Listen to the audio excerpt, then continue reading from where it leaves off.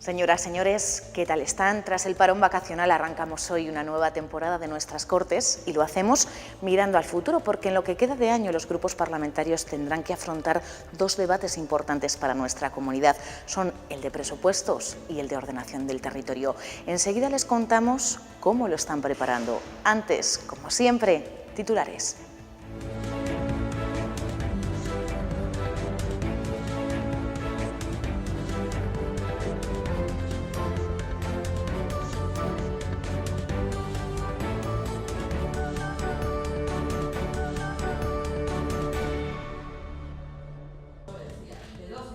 Aún tiene que pasar por comisión y por pleno, pero la futura ley de ordenación del territorio ya va cogiendo forma. Con acuerdo del PP y PSOE se garantizará la autonomía de los municipios, la prestación de los servicios públicos y el futuro de las entidades locales menores.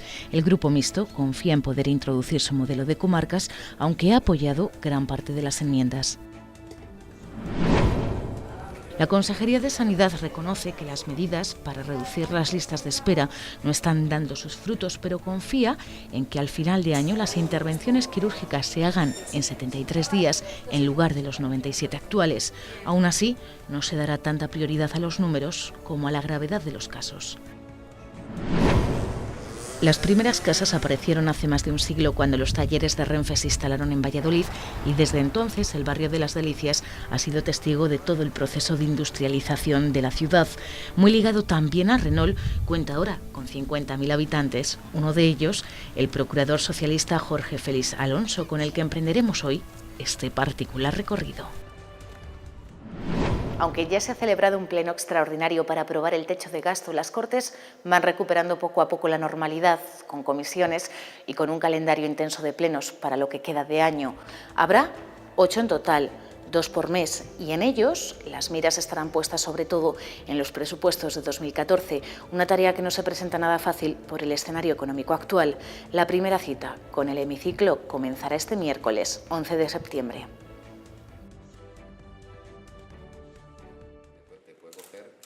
A los grupos parlamentarios les esperan unos meses de intensa actividad.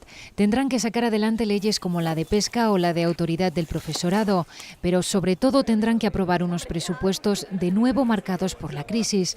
Aunque el Ejecutivo tiene hasta el 15 de octubre para presentar su propuesta en las Cortes, ya hay una línea roja que para la consejera de Hacienda es infranqueable. Es la del techo de gasto. La Junta no podrá gastar más de 8.614 millones de euros, 112 menos que en 2012. No podemos ofrecer a los ciudadanos más gasto público sin comprometer la recuperación de la economía, la sostenibilidad de nuestras cuentas públicas o la plena autonomía. Pero sí asumimos con ellos el compromiso de gastar mejor cada día, para que los importantes esfuerzos que han tenido que hacer, tanto por la vía del ingreso como del gasto público, sean en 2014 sensiblemente menores. De hecho, asegura que no habrá nuevos impuestos para el próximo año y que la economía crecerá un 0,7%, una luz al final del túnel que no vislumbra la oposición. Este techo de gasto predetermina un presupuesto incompatible con la recuperación económica y augura nuevos recortes. Con este techo, el futuro de esta comunidad, por desgracia, va a ser aún más negro de lo que ha estado siendo. Por eso, en el debate de este pleno extraordinario, tanto el PSOE como el Grupo Mixto anunciaban un modelo fiscal alternativo, con el objetivo de recaudar más y frenar los recortes. ¿Me puede usted explicar por qué anuncia que no habrá nuevos recortes en 2014 si tiene previsto gastar 412 millones menos que en 2013? La verdad es que en esto de los recortes no son ustedes muy de fiar. Error de bulto de comparar el presupuesto del año 2013, que incluye los gastos financieros, con el techo de gasto del año 2014, que es un techo de gasto no financiero. Se demuestran dos cosas: que no se conoce de economía o la persona que le está asesorando a lo mejor tiene unos intereses concretos pensando en el futuro. Ordago que López devolvía al PP, aseguraba que su asesor no tiene cuentas en Suiza y avanzaba otro debate que también marcará este curso parlamentario: ¿en qué gastará la Junta los 300 millones de euros que se ganarán con la revisión del objetivo de déficit este año? La Junta lo va a destinar a gastos financieros y, por lo tanto, no a reponer sanidad, educación, dependencia. Las políticas que nos metieron en la crisis no pueden ser en modo alguno las políticas que nos saquen de la crisis. A falta de conocer el destino final de esta partida, que tendrá que pasar por el hemiciclo, PP, PSOE y Grupo Mixto han empezado ya a hacer números para afrontar la recta final del año. El objetivo es común: crear empleo y garantizar los servicios públicos esenciales. Otra cosa es cómo hacerlo, y eso es lo que se verá en los próximos meses. El problema de muchas familias con sus viviendas no admitía más demora, así que mientras se trabaja en una futura ley, la Junta ha comenzado ya a aplicar 22 medidas concretas para que una persona pueda refinanciar su deuda o interrumpir el pago de la hipoteca durante un año. Un decreto ley que para la oposición no es más que un escaparate que llega vacío y sin financiación. Comprar una vivienda pública de nueva construcción será un 20% más barato y alquilarla también. Por ejemplo, una familia que viva en alquiler en una VPO y que pague de media 500 euros podrá ahorrarse 100 euros cada mes. Una reducción en el gasto doméstico para las familias con dificultades sobrevenidas que supone un balón de oxígeno. Son en total 22 medidas. Prácticas, medidas realistas, que facilitan el pago de las cuotas para evitar los desahucios con moratorias o reestructuraciones de la deuda y que flexibilizan los requisitos para dar salida al stock privado. Siempre que se destine al alquiler durante un mínimo de 5 años. Es un decreto ley que, según Silván, pondrá los ladrillos de una nueva política de vivienda, aunque PSOE y Grupo Mixto no lo ven así. No han reunido a los colectivos afectados, no han contado con los agentes económicos y sociales. Críticas por la forma en que se ha elaborado y críticas por el contenido. Aseguran desde la oposición que está vacío, sin respaldo económico y que tiene un único fin, el recaudatorio. Los ladrillos de su nueva política de vivienda les falta la argamasa, les falta el cemento, que los una, que los consolide, y se caerán como un juego de naipes sin fondos públicos que los respalden. Me encantaría poder estar en disposición de anunciar que contamos con 200 millones de euros extras de planes estatales, por ejemplo, para acompañar estas y otras medidas que favorecieran todavía más el acceso a la vivienda. Pero no hay dinero, ¿saben por qué? ¿Lo saben? Porque otros lo han gastado. Ha conseguido que en el fragor del debate el señor Sobrados, aquí presente, haya encontrado los primeros 200 millones de euros. Espléndido. Habrá que seguir votando que no, porque así vamos a financiar el decreto. Con el decreto aprobado Ninguna abstención. y las medidas ya en marcha, PP, PSOE y Grupo Mixto han empezado a trabajar para convertirlas en ley. Un trámite parlamentario en el que no tienen cabida las enmiendas a la totalidad, pero sí las aportaciones de ayuntamientos, constructores o sindicatos y las propuestas de los grupos. Estas 22 medidas pueden ser más y pueden ser mejores. Izquierda Unida y UPL ya han adelantado algunas. Van a proponer la creación de un registro de viviendas de protección oficial y mecanismos alternativos para prever los desahucios. El consejero de Sanidad ha reconocido esta semana en las Cortes que las medidas que se pusieron en marcha en abril para reducir las listas de espera no están dando los resultados que se esperaban, aunque confía en que la tendencia cambie a final de año. Para conseguirlo, priorizarán, entre otras cosas, los casos más graves. El consejero de Sanidad reconoce que el de las listas de espera es un problema muy serio, pero que ya se están adoptando las medidas para solucionarlo.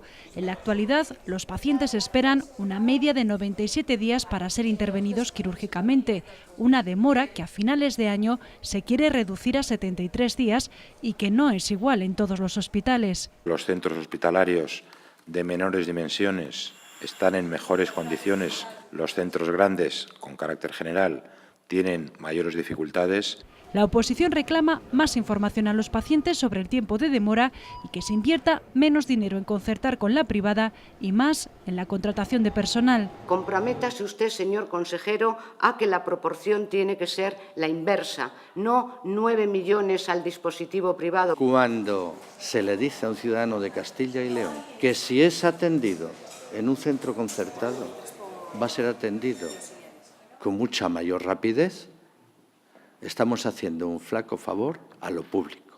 Los populares resaltan la transparencia en los datos, pero no esconden su preocupación. Este grupo cree que es una situación importante y que se tienen que tomar todas las acciones que usted nos acaba de comentar para mejorar esta situación en el menor tiempo posible. La Consejería insiste en que se priorizarán los casos graves cuya espera para pasar por quirófano no podrá ser superior a 30 días. Es sin duda uno de los proyectos más importantes de los últimos años y no es para menos porque la futura Ley de Ordenación del Territorio cambiará Castilla y León tal y como está concebida ahora. A punto de cerrar el texto definitivo, PP y PSOE han limado sus diferencias para que ningún colegio o centro de salud se cierre. La futura Ley de Ordenación del Territorio será una realidad a finales de septiembre. Los trabajos en ponencia ya han terminado y más allá de las diferencias que les separan, PP y PSOE prefieren mirar en positivo. Estamos centrando todo el trabajo desde el primer momento en aquellos que son posibilidades de acuerdo. Estaríamos hablando de un nivel de acuerdo por encima del 80-85% de las enmiendas presentadas. Y lo que les ha unido comenzó aquí, con la reapertura de las urgencias nocturnas en los 17 consultorios rurales. Fue el primer paso, y ahora PP y PSOE dan otro más para garantizar la autonomía de los municipios y la prestación de los servicios públicos. Eso en la práctica significará que los ayuntamientos van a poder seguir siendo responsables de lo que les pase a sus ciudadanos, tengan o no competencias. Ni un servicio de carácter económico o agrario o de cualquier otra naturaleza se va a poder cerrar. Papel importante también tendrán las entidades locales menores. El proyecto de ley lo que hace es que posibilita que estas entidades locales puedan cumplir con aquella encomienda legal de la prestación de estos servicios. El Grupo Mixto sigue sin entrar en este acuerdo, pero no pierde la esperanza de que en el texto se incluya su modelo de comarcas. Y por otra parte, seguiremos insistiendo en la necesidad de que las máximas competencias para los ayuntamientos y las mínimas competencias para las diputaciones y, lógicamente, con el objetivo de los máximos derechos para los ciudadanos. Las diputaciones provinciales tienen una importancia grande, no solamente en este proyecto de ley, sino en la encomienda que tienen de coordinación, de apoyo, especialmente a los pequeños municipios. En definitiva, garantía de servicios públicos en todo el territorio, oportunidades de desarrollo y de empleo. Bases de una futura ley que, una vez aprobada por el Pleno, se tendrá que concretar en el mapa. Muy diferente es el mapa que ha presentado el Consejo de Cuentas en sus últimos informes. Tras analizar la situación de los ayuntamientos de las 9 capitales de provincia, lo ha dibujado en rojo porque a finales de 2011 presentaban un endeudamiento de 1.100 millones de euros. Por eso recomienda a Hacienda que vigile la situación financiera de los consistorios. Los consistorios de León, Burgos y Valladolid eran los más endeudados a fecha de 2011. Entre los tres sumaban el 65% de la deuda de los 9 ayuntamientos de capitales de provincia, 1.132 millones de euros, un 11% más que en 2009 y un total de 735 euros por habitante. A 4 de ellos el Consejo de Cuentas les saca en este informe los colores al señalar que tienen importes de obligaciones pendientes de aplicar al presupuesto que no se han reconocido después mediante créditos extrajudiciales, cantidad de 77 millones en el caso de León. También alerta el Consejo a la Consejería de Hacienda para que haga un análisis de la situación económico-financiera de los consistorios para ver si son capaces de asumir ciertas obligaciones antes de autorizarlas, porque en gran parte la deuda se produce para incurrir en inversiones, sobre todo en 2010, y en menor medida para hacer frente al pago de proveedores, 42 millones en el caso de Burgos y 72 en el de Valladolid. Según estas cifras, los consistorios de Zamora, Soria y Palencia eran los que tenían menos deuda en esa fecha y el de Palencia el que presentaba un mayor equilibrio económico-financiero.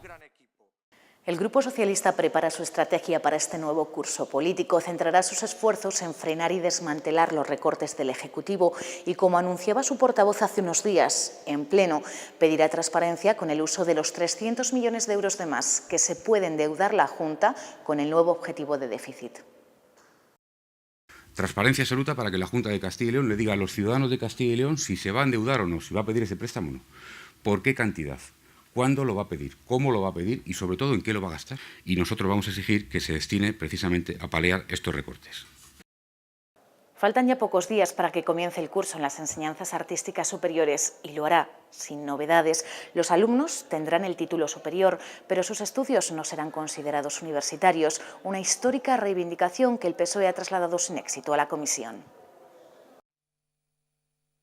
Ha sido su particular vuelta al cole, y hasta el micrófono de la presidenta de esta comisión lo ha notado. Después de 5 intentonas, Algunos ya veían detrás la mano de la crisis. Es la nueva medida de ahorro. Tuvo que ser necesaria la intervención de un técnico para comenzar la comisión. Pequeño fallo que no ha impedido a los grupos poner deberes a la Junta, al menos el PSOE. Se ha adentrado en estas aulas para pedir a la Consejería de Educación que las enseñanzas artísticas superiores sean consideradas universitarias, con todo lo que ello conlleva. Parte de la calidad de la docencia está en una relación entre la posibilidad de preparar esa docencia y la capacidad de investigar en el ámbito superior y poder enseñar más. Y cuando a alguien se le obliga en una enseñanza superior a impartir 19 horas de clase a la semana, eso es imposible. Pero la petición no ha pasado el examen del PP, que se ha acogido a la ley y a la titulación que obtienen. Estamos en el ámbito que se ha querido o que se ha buscado y aparece la palabra superior. También ha suspendido la proposición socialista que hablaba de Guardo. Debido al descenso de la población en este municipio palentino, el Ejecutivo ha decidido fusionar los dos institutos. Y aunque ya es una realidad... Por lo tanto, estamos debatiendo a hechos consumados. El PSOE quiere que al menos se haga un seguimiento para ver, al final de año, cuáles han sido sus repercusiones. Todo recorte es justificable y todo recorte contribuye a la recesión demográfica. Tenemos que ser ambiciosos. Yo como procurador, como alcalde y como padre de alumnos, que lo que se ha hecho es muy bueno. Ojalá mañana en vez de 500 tuviéramos 1000 alumnos. Pero lo que hay ahora mismo con 500, la mejor forma es esta. Pueden elegir optativas, pueden tener otras posibilidades y de otra forma no las tendrían. No se resigne que le cierran el pueblo. A lo que no renunciarán populares y socialistas es a contar con un plan de accesibilidad para todos los colegios públicos de Palencia. Coinciden en su necesidad. En cómo hacerlo, a través de la construcción de las necesarias rampas de acceso y eliminación de las barreras arquitectónicas. ¿Y en cuándo? Cuando exista disponibilidad presupuestaria suficiente. Todo ello para garantizar el acceso a la educación en igualdad de condiciones. Los socialistas creen que con el nuevo decreto de becas del ministro Wert se da un paso atrás. Por eso piden su derogación inmediata y proponen una alternativa para que ningún estudiante se quede fuera. Alternativa que les contamos a continuación en nuestros breves.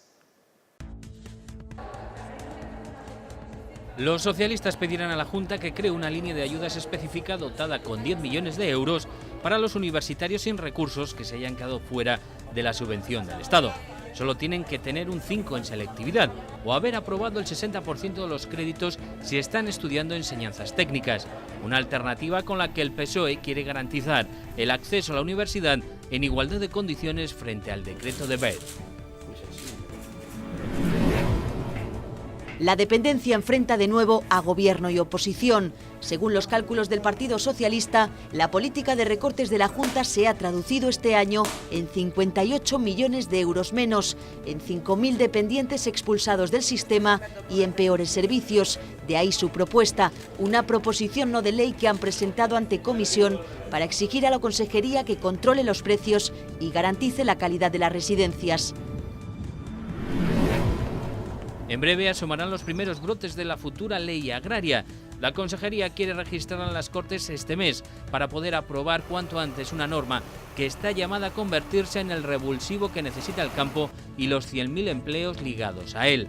Con ella se regulará el sector de manera integral. Se introducirán mecanismos de control que eviten precios mínimos por debajo de los costes de producción y se creará un banco de tierras para facilitar la incorporación de los jóvenes. Justo 21 años después de que ETA acabara con su vida, Salamanca ha rendido homenaje al coronel Antonio Heredero Gil y lo ha hecho con una glorieta que lleva su nombre. En presencia de su viuda, de sus 2 hijos y de la presidenta de las Cortes, el alcalde de la ciudad le ha defendido como una buena persona que creía en la libertad, la democracia y en la Constitución. Un acto emotivo que ha servido también de recuerdo a todas las víctimas del terrorismo. No atrae por su belleza monumental ni por su arte, pero el barrio de Las Delicias se ha convertido en el rincón favorito del socialista Jorge Félix Alonso por su historia, una historia muy urbana y muy industrial. Como barrio obrero que es, ha sido testigo de los momentos más convulsos de la transición y ha protagonizado todo el desarrollo industrial de Valladolid.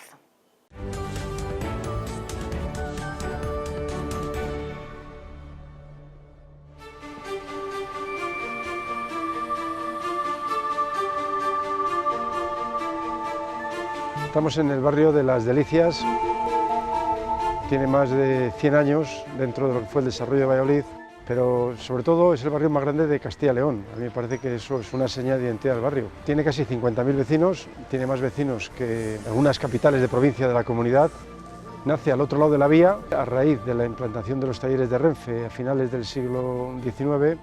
Y luego, posteriormente, con la llegada de la Renault, una parte también importante del barrio se fue construyendo, y esto es lo que ha caracterizado el barrio pues hasta no hace muchos años. Hoy muchas de las personas son jubiladas o han sido prejubiladas, y también es otra característica actualmente del barrio.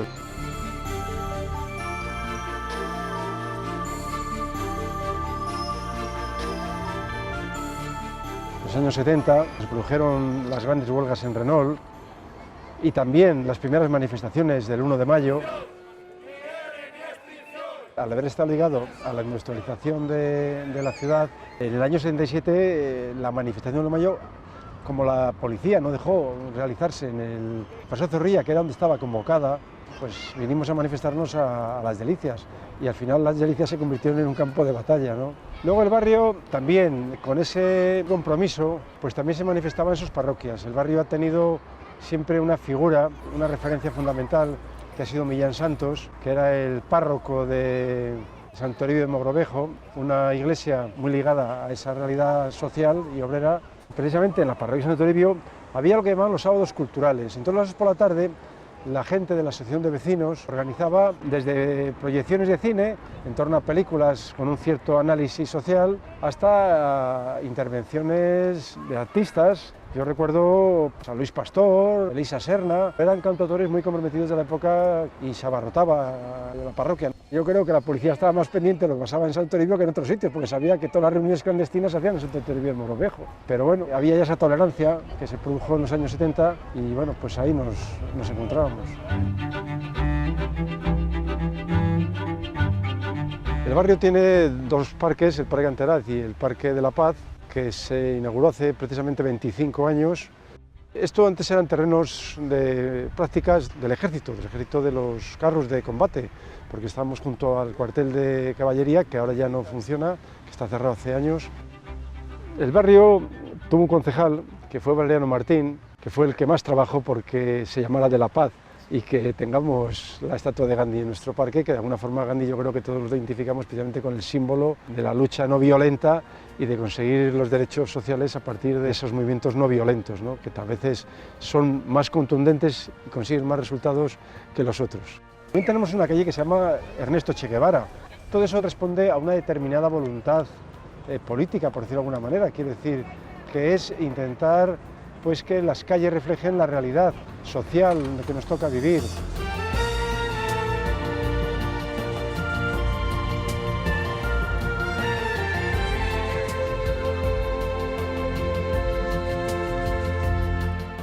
El futuro tiene que pasar por el soterramiento del ferrocarril. Yo creo que eso es fundamental, no solo para Las Delicias, sino para el conjunto de la ciudad.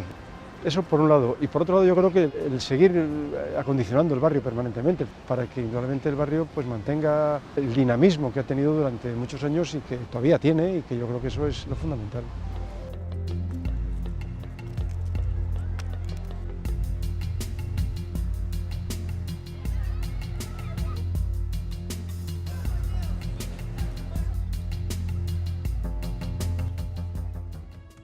Con este paseo por Valladolid nos despedimos por hoy. Ya saben que toda la actualidad parlamentaria volverá la próxima semana aquí, a nuestras Cortes. Sean felices. Adiós.